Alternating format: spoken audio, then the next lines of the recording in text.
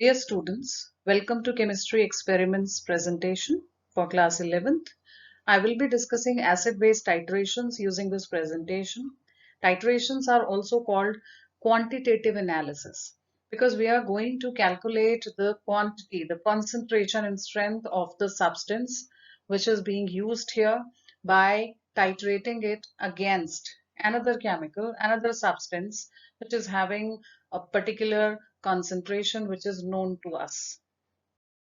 The apparatus which is used for this experiment, we have to use a titration flask and we have to use a burette. This particular apparatus is a burette. It is graduated. It has marks on it to see that what is the volume in milliliters that we are using in carrying out the titration. So you have initial reading 0 and the final reading here that would be 50. So this is a burette. We are going to use a burette which is of 50 ml capacity, and if I am carrying out acid base titration and suppose the concentration of base is known, I am taking NaOH, and the concentration of acid is not known.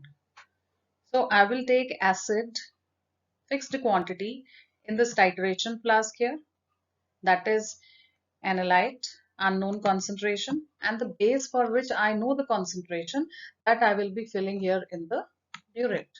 So that is titrant, which is having a particular fixed known concentration.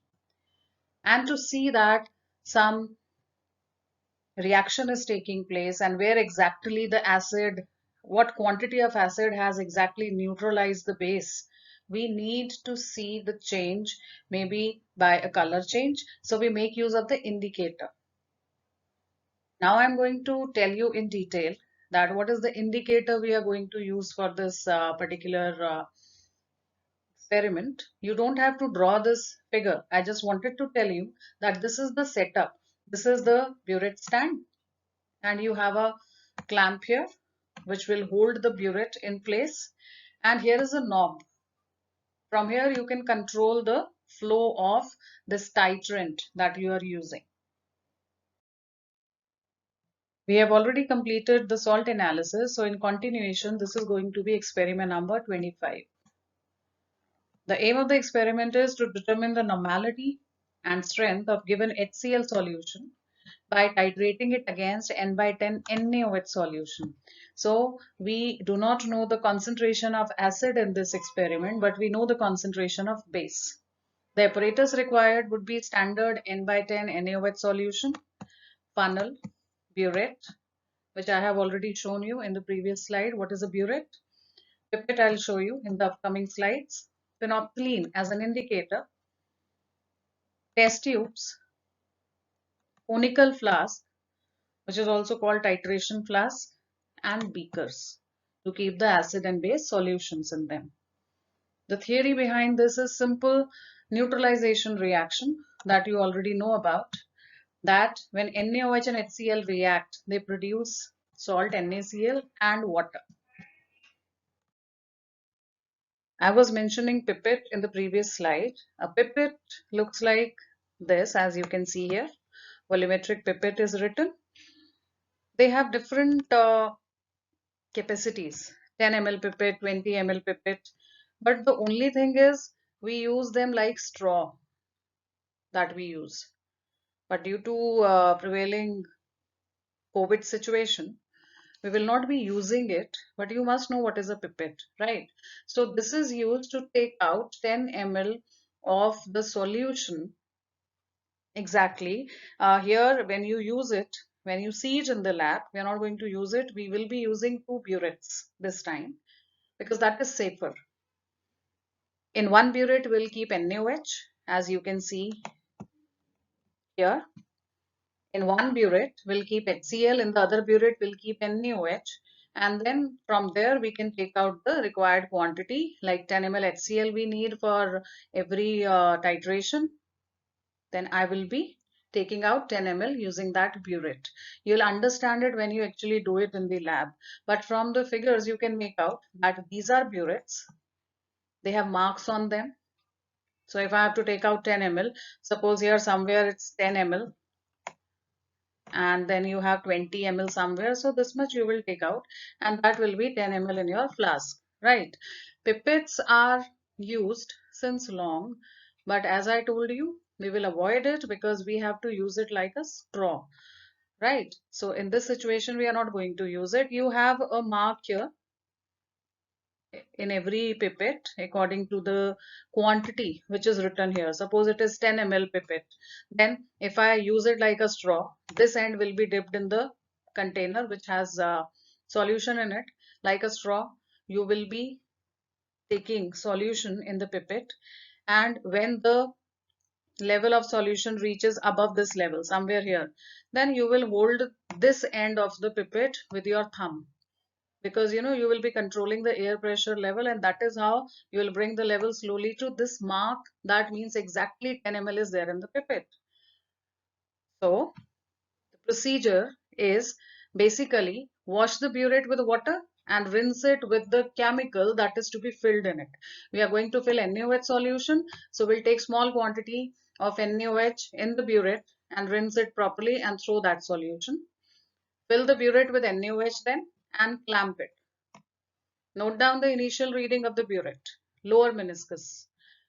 Now, when we note down the initial reading, it depends on my eye level. When I'm standing in front of my apparatus, then 0 or 10, which particular reading is coming exactly in front of my eyes, where I'm comfortable.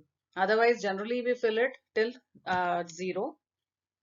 So I'll note down the initial reading that you will see in the table, and wash the pipette also with water.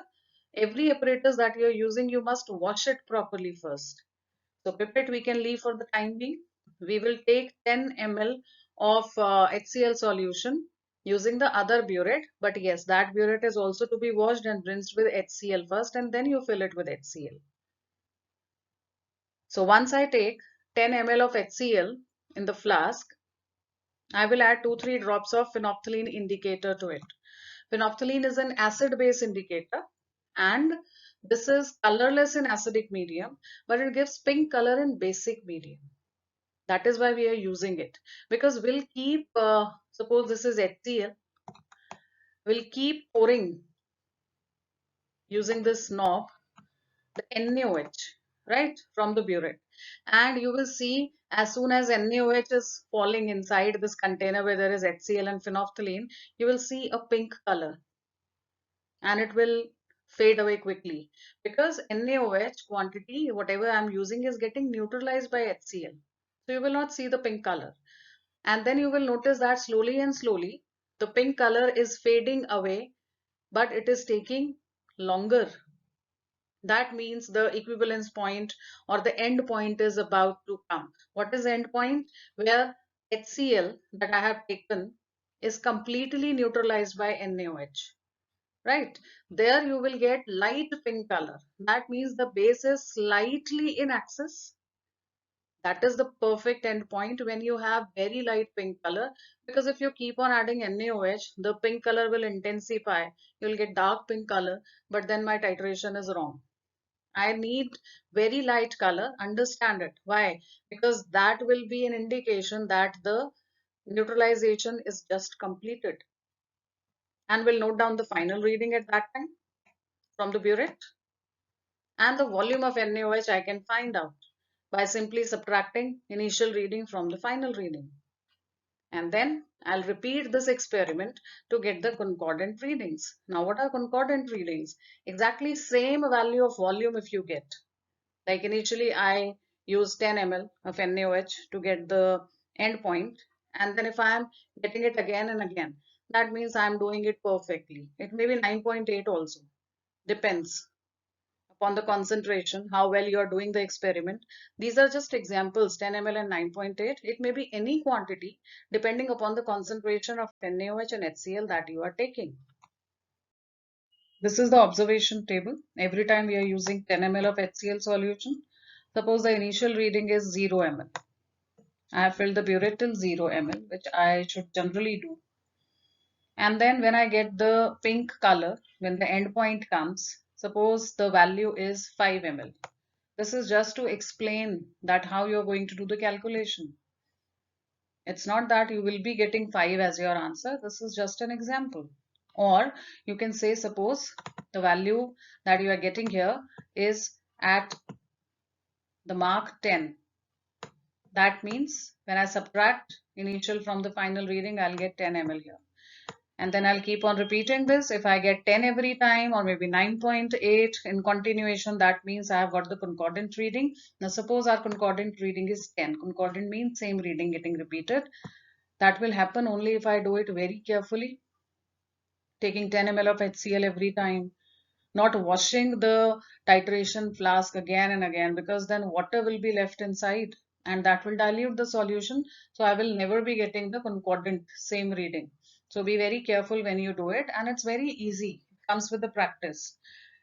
And once I get this concordant reading, normality of HCl multiplied by volume of HCl, N1V1 is equal to N2V2. You must have heard of the formula.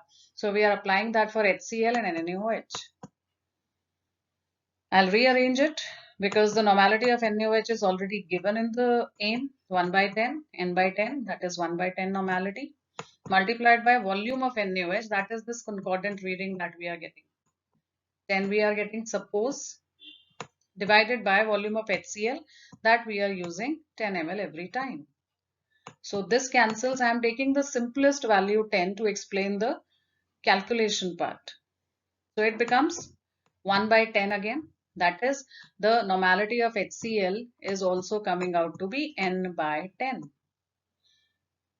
And then for finding out the strength of HCl solution, I'll simply multiply the normality by equivalent weight of HCl. That is 36.5 grams per mole.